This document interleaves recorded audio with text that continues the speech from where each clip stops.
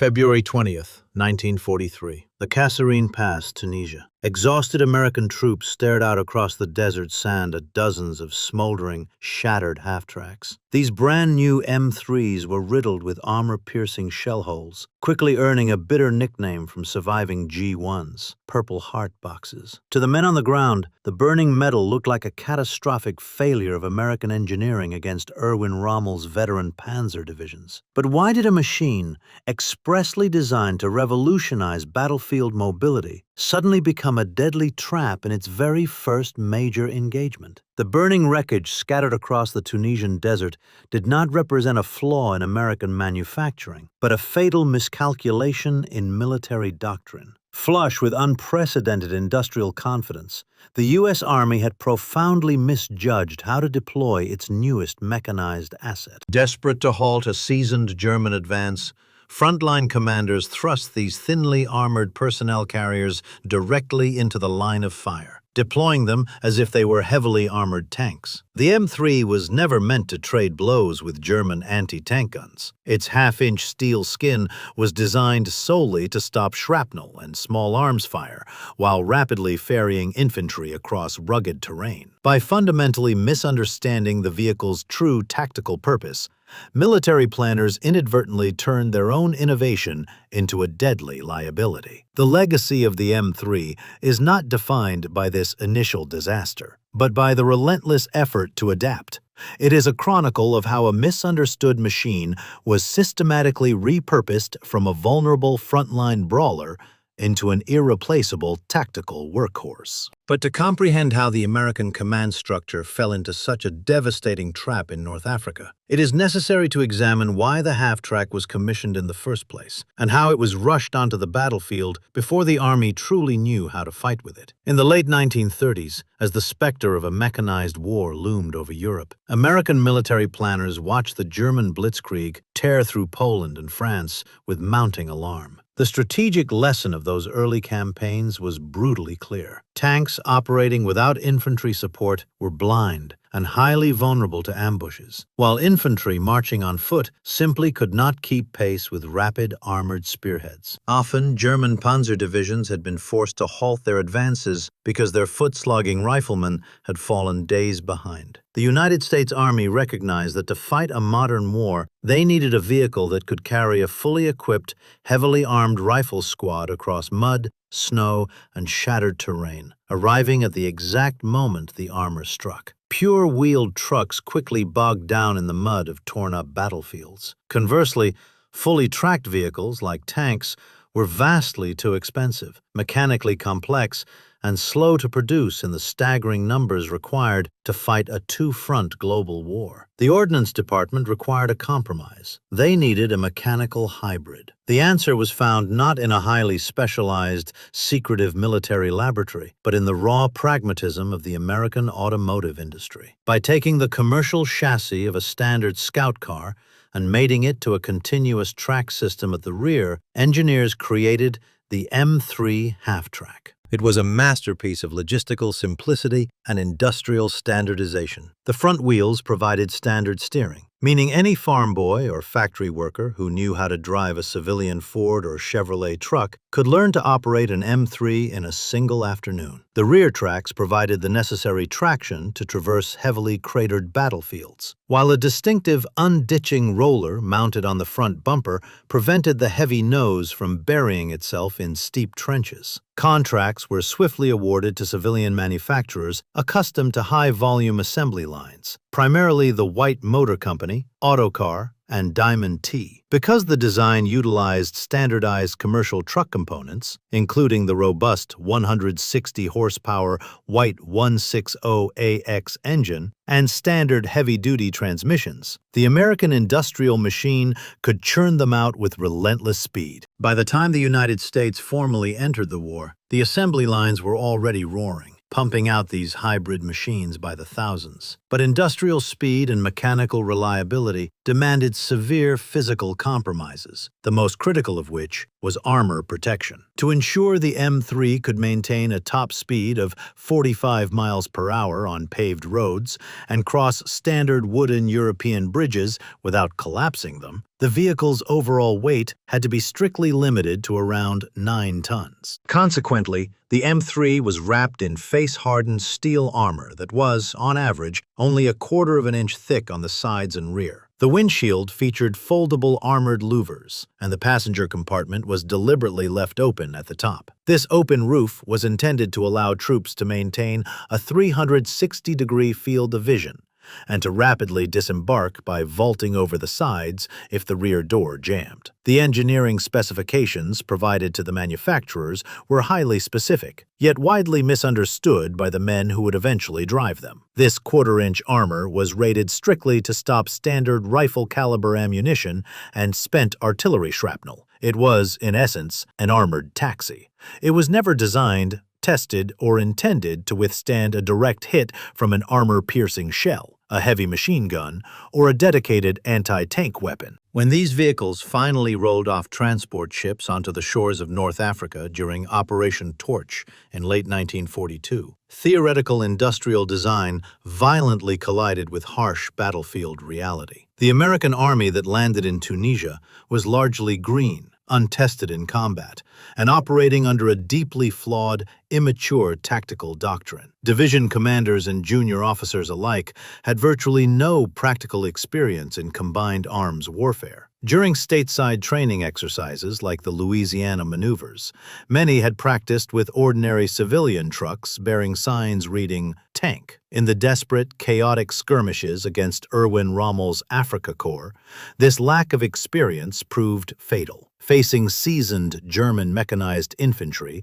and meticulously concealed defensive lines, American commanders looked at the imposing, angular steel profiles of their new M3 half-tracks and instinctively treated them as if they were heavily armored combat vehicles. Instead of halting the transports behind ridgelines, defilades, or natural cover to let the infantry dismount and advance tactically on foot, inexperienced officers repeatedly ordered M3 drivers to charge directly across open ground into the teeth of the enemy. This frantic trial-and-error approach to mechanized warfare placed human lives directly on the line in the most unforgiving testing ground on Earth. The results of these tactical blunders were immediate and devastating. German gunners, manning highly accurate PaK-38 anti-tank guns and lethal 88mm cannons, could hardly believe their eyes as American transports drove straight into their predetermined kill zones in broad daylight. A single high-velocity armor-piercing round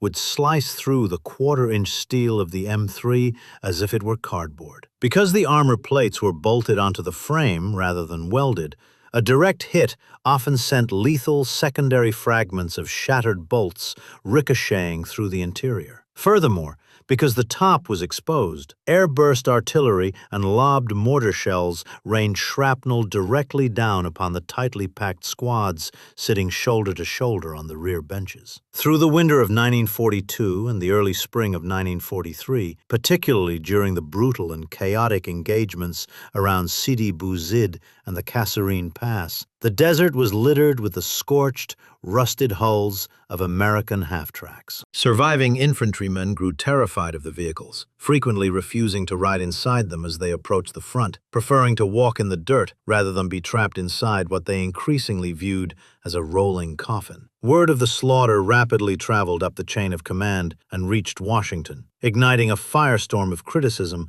within the War Department. The staggering losses in Tunisia did not just shatter the morale of the frontline troops. They brought the entire multi-million-dollar half-track production program to the absolute brink of cancellation. High Command faced a critical, unavoidable juncture: scrap the M3 entirely and admit a catastrophic failure of design, or force an immediate, radical tactical reckoning in how the United States Army fought its ground war. The decision in Washington was swift. The United States would not abandon its primary infantry transport. Instead, it would fix the men commanding it. On March 6, 1943, Major General George S. Patton arrived in Tunisia to take command of the battered U.S. Second Corps. He inherited a deeply demoralized force, a chaotic logistical chain, and a motor pool filled with the wreckage of tactical ignorance. Patton immediately diagnosed the root cause of the staggering half-track casualties. The failure was not in the Detroit assembly lines, but in the mindset of the American officer corps. Patton instituted an immediate sweeping overhaul of mechanized doctrine. He issued a rigid, unyielding directive across the entire Second Corps. The era of treating the M3 as a makeshift assault tank was over. Under his command,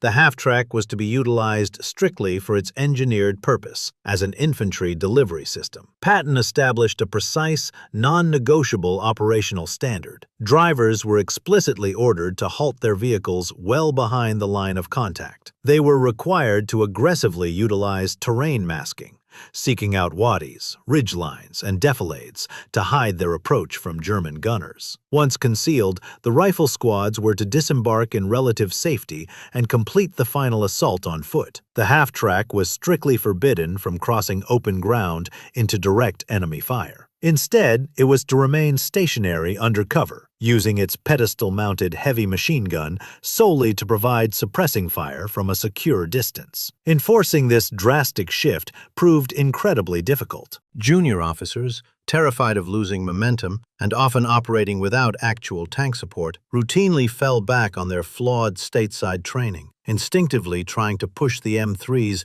directly into the fight. Patton countered this entrenched habit with sheer command terror. He made it abundantly clear that any officer caught ordering a half-track to lead an armored charge would face immediate relief of command and severe disciplinary action. By threatening court-martials and mercilessly dressing down commanders who misused their equipment, Patton hammered a new level of tactical discipline into the surviving American units. The infantry had to learn to fight on their feet again, while the mechanized crews had to learn the value of restraint. However, issuing strict new directives and terrifying junior officers could only solve half the problem. Even when flawlessly adhering to Patton's new doctrine, the American Army quickly found that the battlefields of North Africa rarely offered perfect cover. Shifting front lines, sudden German flanking maneuvers, and relentless enemy artillery barrages meant that a safe distance was often a lethal illusion. The M3 was no longer charging directly at 88mm anti-tank guns, but it was still operating in a highly volatile environment where its open top and thin skin remained glaring vulnerabilities. Changing the rulebook on paper had successfully halted the senseless slaughter, but frontline commanders soon realized that to actually survive its newly enforced role, the half-track itself was going to require immediate physical modifications. The reality of the battlefield meant that no matter how strictly General George S. Patton enforced his new doctrine of tactical restraint, American infantrymen still had to survive the dangerous approach to the front. North Africa, and the subsequent invasion of Sicily in the summer of 1943, proved that while the half-track was no longer leading armored charges, it was still perilously exposed to artillery airbursts, ambushes, and small arms fire when squads attempted to navigate contested terrain. The men sitting in the back were acutely aware that the quarter-inch steel surrounding them was a fragile compromise. If the high command in Washington could not immediately provide a safer vehicle, the men on the ground would have to build one themselves. Deep in the motor pools of the 1st and 2nd Armored Divisions, a quiet, unauthorized industrial revolution began to take shape. American mechanics, often working by the dim glow of flashlights under the heavy camouflage netting of olive groves in Sicily and southern Italy, started ripping apart the wreckage of both Allied and Axis armor. They scavenged heavy steel plates from knocked-out German Panzer IIIs, ruined Sherman tanks, and abandoned Italian cargo trucks, cutting the salvaged metal down to size with acetylene torches. The most glaring, fatal flaw of the original M3 design was the center-mounted pedestal for the .50 caliber Browning heavy machine gun. To fire the weapon, the American gunner had to stand completely upright in the very center of the open troop compartment, his chest, shoulders, and head entirely exposed above the armor line. He was essentially a magnet for German snipers and machine gun nests. Frontline welders began fabricating heavy, angled steel shields, bolting them directly onto the machine gun mounts to give the exposed gunner a fighting chance to return fire without being instantly cut down. But the threat was not just coming from the sides, it was coming directly from below. As retreating German forces systematically laced the dirt roads and mountain passes of Italy with Teller anti-tank mines and the terrifying bounding S-mines, known to the GIs as bouncing Bettys, the thin steel floorboards of the half-track proved utterly inadequate. A heavy anti-tank mine would effortlessly tear the vehicle in half, but even smaller anti-personnel mines could shatter the floor plates, sending a lethal spray of steel splinters upward, inflicting devastating leg and foot injuries on the densely packed squad sitting shoulder to shoulder inside. The mechanics' solution was primitive, heavy, but undeniably effective. Sandbags. Infantrymen began lining the floors of their M3s with tightly packed bags of earth and sand, stacking them 2 or 3 deep across the floorboards to absorb the upward kinetic blast of a detonating mine. Furthermore, they welded extra racks and brackets onto the exterior hull to hold spare track links, thick wooden planks, jerry cans of water, and extra ammunition crates. The crews quickly discovered that these external stowage items provided an improvised layer of spaced armor, often catching and prematurely detonating incoming explosive rounds before they could pierce the main hull. By late 1943, a veteran American half-track rolling toward the Volturno line looked less like a standardized factory product and more like a heavily burdened, steel-plated fortress on wheels. It was ugly, it was severely overweight, and it violated dozens of official Ordnance Department regulations regarding vehicle weight limits and suspension strain. But it kept men alive. This desperate frontline ingenuity did not go unnoticed by the top brass. Ordnance officers and technical observers touring the Mediterranean theater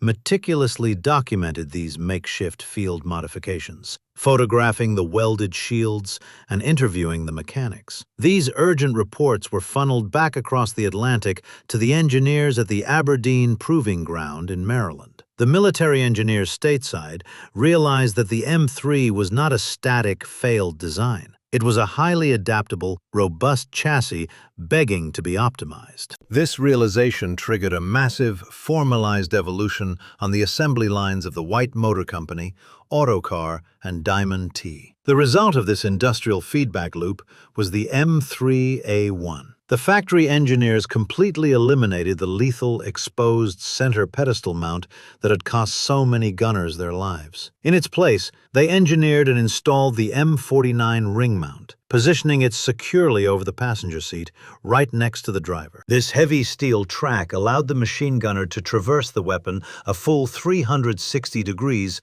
while remaining standing inside the armored cab, partially protected by a standardized factory-welded steel shield. But the War Department did not stop at simply protecting the infantry. They realized that the true genius of the half-track design lay in its immense capacity to bear weight and absorb heavy recoil. The M3 was rapidly transformed from a simple troop carrier into a highly modular weapons platform. When infantry commanders complained about a lack of immediate, heavy fire support during sudden engagements, engineers removed the rear passenger benches, heavily reinforced the floor chassis, and bolted an 81mm mortar directly into the troop compartment, creating the M4, and later the M21 mortar carriers. Now, mortar teams could drive directly into defilade, fire high-explosive rounds from within the protection of the vehicle, and relocate in minutes, entirely escaping the lethal German counter-battery artillery fire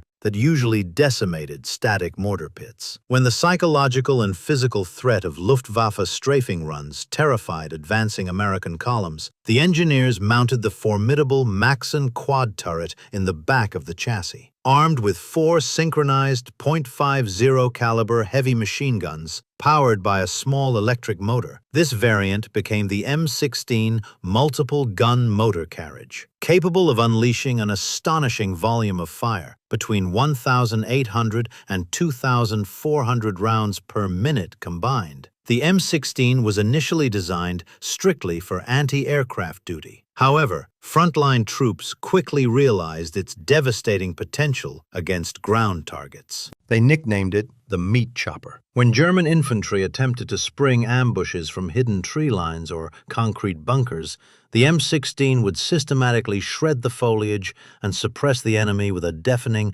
continuous roar of heavy caliber fire. Through this rapid, relentless cycle of battlefield feedback and industrial response, the half-track evolved into a specialized family of support vehicles, tailored to counter specific, localized tactical threats. Across the front lines, the German High Command observed this mechanical evolution with a mixture of professional curiosity and profound, fatal arrogance. In the aftermath of the Kasserine Pass and the conclusion of the Tunisian campaign, Wehrmacht after-action reports had been brutally dismissive of the American machine. German intelligence officers, evaluating captured, burnt-out M3s in the desert, drew direct, unfavorable comparisons to their own standard armored personnel carrier, the SDK FZ-251. The German vehicle featured highly angled, sloped armor, specifically mathematically designed to deflect incoming armor-piercing fire, alongside a much more sophisticated,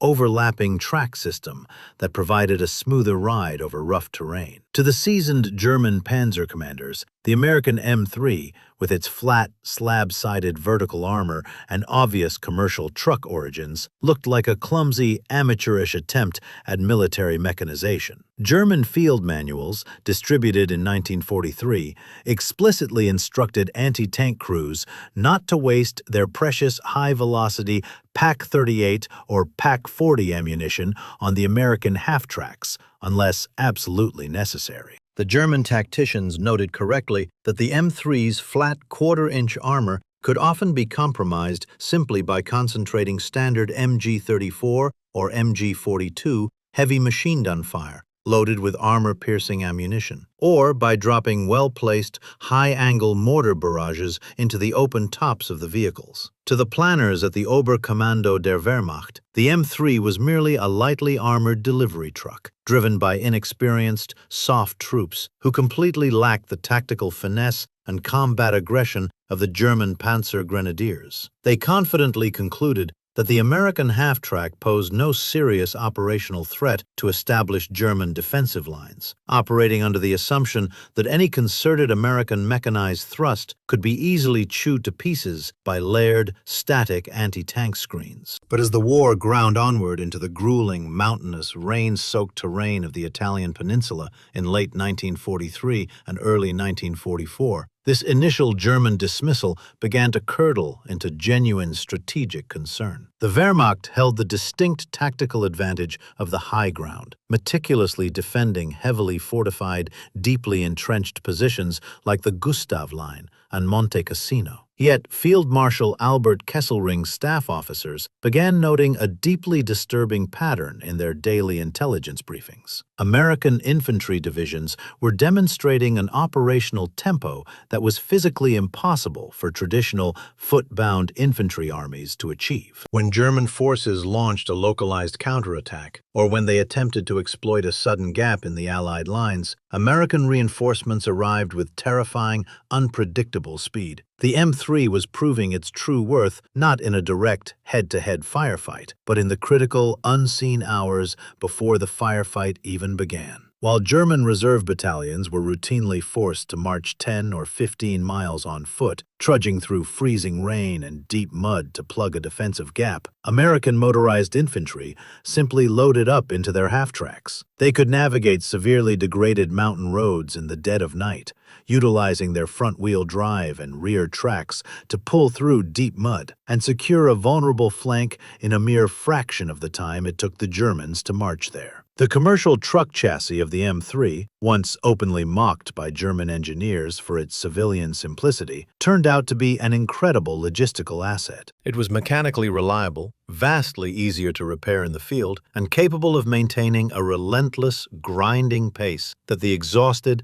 supply-starved German logistics network simply could not match. German commanders slowly realized that while their own SDKFZ-251 was undoubtedly tactically superior in a direct shootout, the German industrial sector simply could not build enough of them to equip their entire army. The vast majority of the German military still moved its artillery by horse-drawn cart and marched its infantry on foot. The Americans, however, had completely motorized their forces. The Wehrmacht found itself fighting an enemy that could reposition entire regiments overnight. The strategic mobility of the American half-track was quietly beginning to paralyze German operational planning, as they were forced to constantly react to an enemy that could appear fully armed, rested, and concentrated precisely where they were least expected. This growing German anxiety materialized into a full-scale operational nightmare in the summer of 1944. Following the grueling, static, and bloody engagements of the Normandy hedgerows, Operation Cobra shattered the German lines in late July. As the American army finally broke out into the wide open plains of France, the M3 half-track was unleashed in exactly the operational environment it had been engineered to dominate. The nature of the war shifted violently, from a slow, grinding infantry crawl to a blistering mechanized sprint across Western Europe. Here,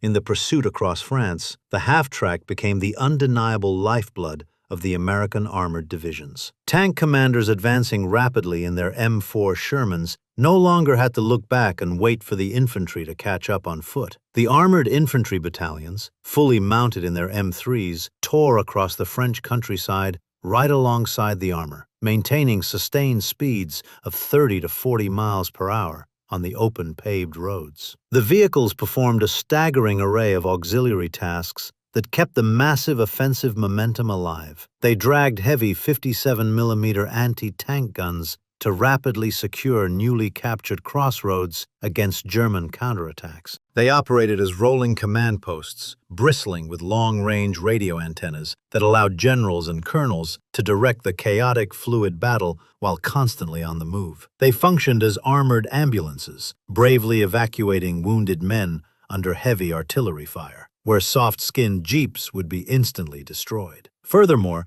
the specialized variants proved their worth in the open field. When desperate German infantry attempted to ambush the advancing armored columns with Panzerfaust anti-tank rockets from the dense roadside foliage, the M16 meat choppers rolling in the convoy would instantly suppress the tree lines. The Quad 50s laid down a deafening, impenetrable wall of tracer fire, shattering trees and German morale alike, allowing the rifle squads to safely disembark from their standard M3s and aggressively clear the threat. The American tactical doctrine had finally caught up with its industrial technology. The reckless, suicidal charges of Kasserine were a distant memory. The half-track was now being utilized exactly as intended, as a highly choreographed instrument of rapid deployment and relentless pursuit. The sheer scale and speed of the American motorized advance left the retreating German forces in a state of absolute shock. Whole Wehrmacht divisions were outflanked,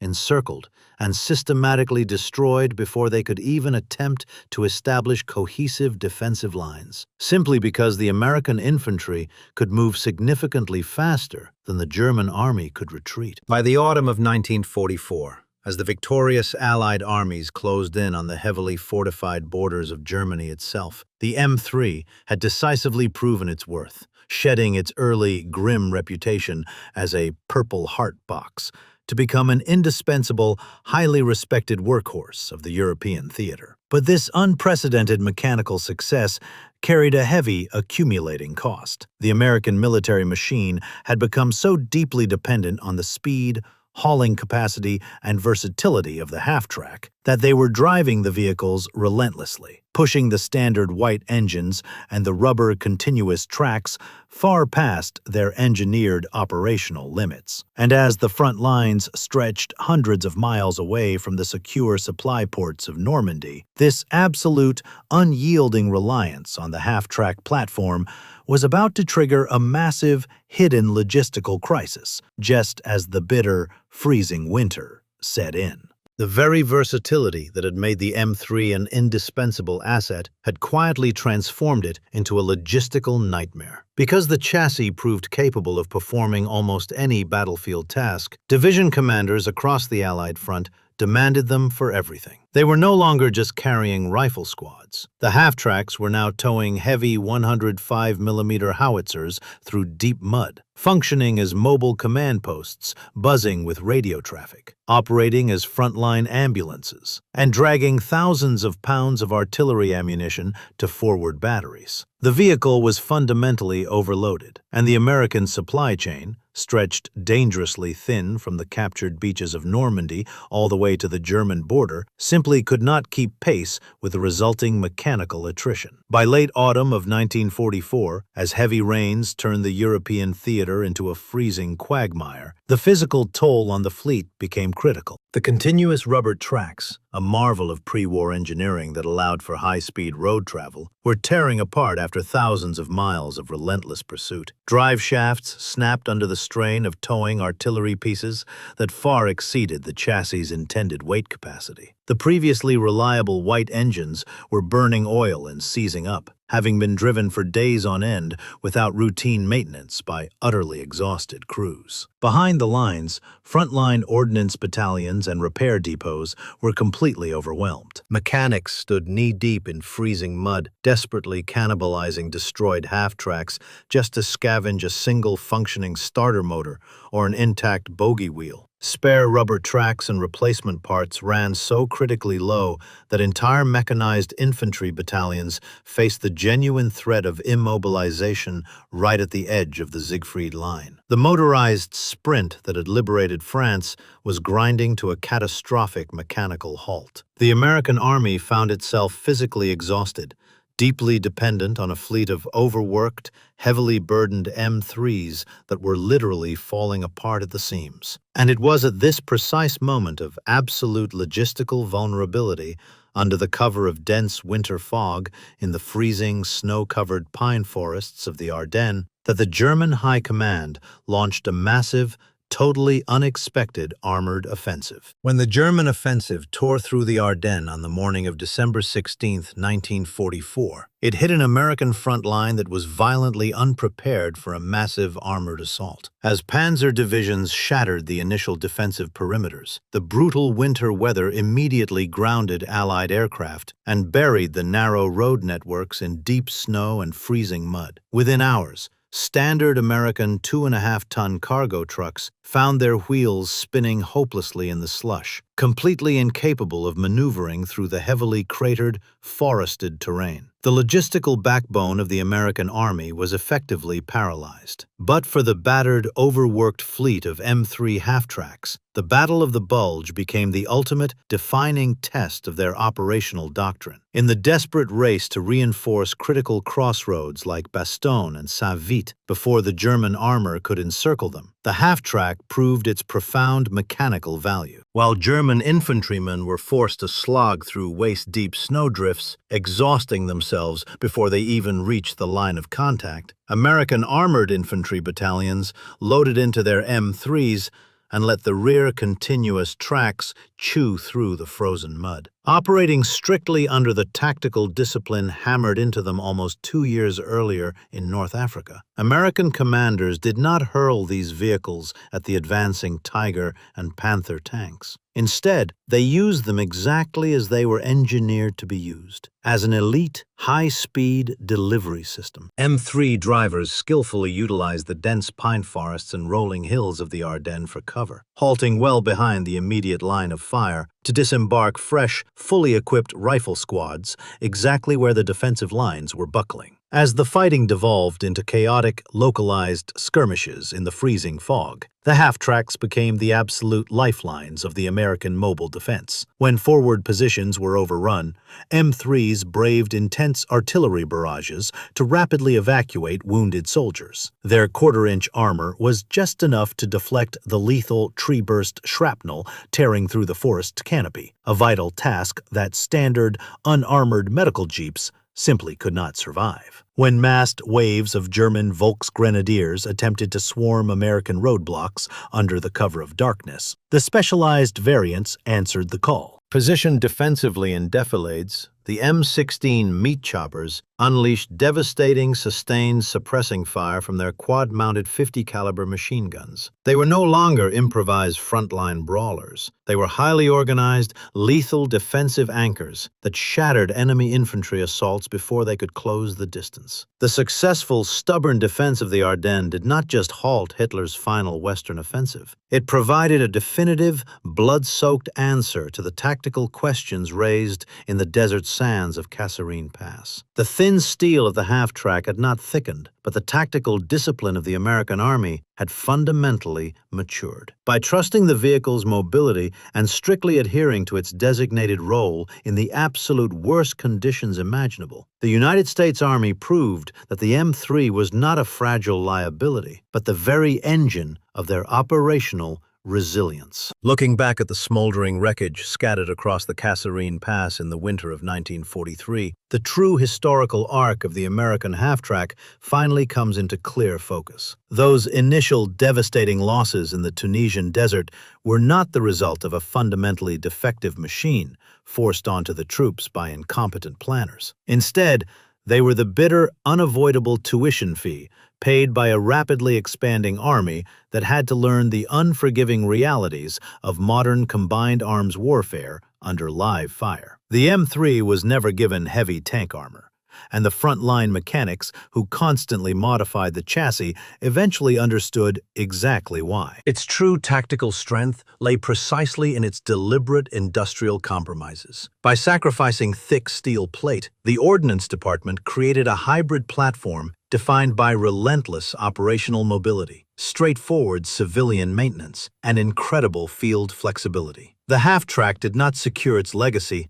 by taking direct hits from 88mm anti-tank guns. It succeeded because it was the only mechanized platform in the Allied arsenal that could reliably keep American riflemen, heavy artillery batteries, and vital command posts moving at the exact same blistering pace as the armored spearheads. The grim early reputation of the Purple Heart Box was ultimately eclipsed by the undeniable reality of its operational effectiveness across Western Europe. It dragged a traditionally foot-bound military into the modern era, physically bridging the lethal, highly vulnerable gap between the advancing infantry and the armored cavalry. The GIs who rode in them stopped expecting the quarter-inch steel to act as an invincible bunker, and instead learned to wield the vehicle as an aggressive, high-speed logistical weapon. The journey of the M3 is not a simple story of flawless engineering, but of a brutal, necessary tactical awakening. Ultimately,